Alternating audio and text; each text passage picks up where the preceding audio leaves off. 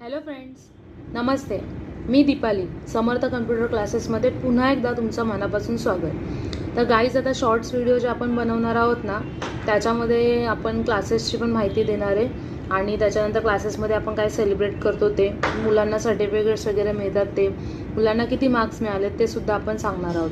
पण आता नवीन कन्सेप्ट आपण काय करणार आहोत की व्हिडिओ मोठा होतो ना, व्हिडिओ तर बघायला कंटाळा येतो.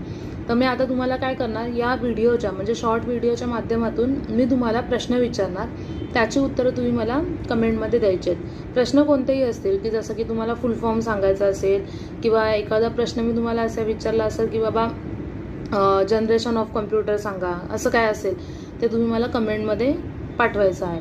बरं, याच्यासाठी आपण लाईव्ह व्हिडिओ वगैरे घेऊ शकतो, पण तितका वेळ माझ्याकडे नाही आहे. तर मग एक छोटे व्हिडिओमधून आपण रिव्हिजन करण्याचा प्रयत्न करणार आहोत. ठीक आहे. समर्थ कम्प्युटर क्लासेसची माझी जी मुलं आहेत ती तर आता अभ्यासाला लागलेली आहेत, पण तसेच इतर मुलांनाही ते प्रश्न समजावेत आणि प्रश्न एकदम साधे असतील.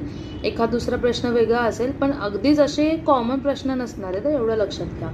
तर आता आजचा मी पहिला प्रश्न तुम्हाला असा विचारते की कम्प्युटर या शब्दाचा फुल फॉर्म काय आहे, तो मला तुम्ही कमेंटमध्ये पाठवायचा आहे. ठीक आहे, आलं लक्षात?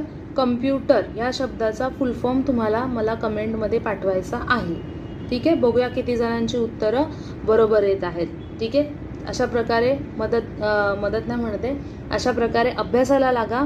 या शॉर्ट व्हिडिओ जे आहेत यांची मदत घ्या तुम्ही.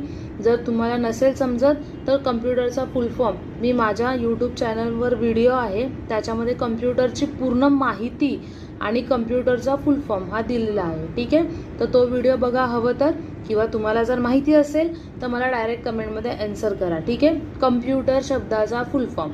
ठीक आहे, धन्यवाद.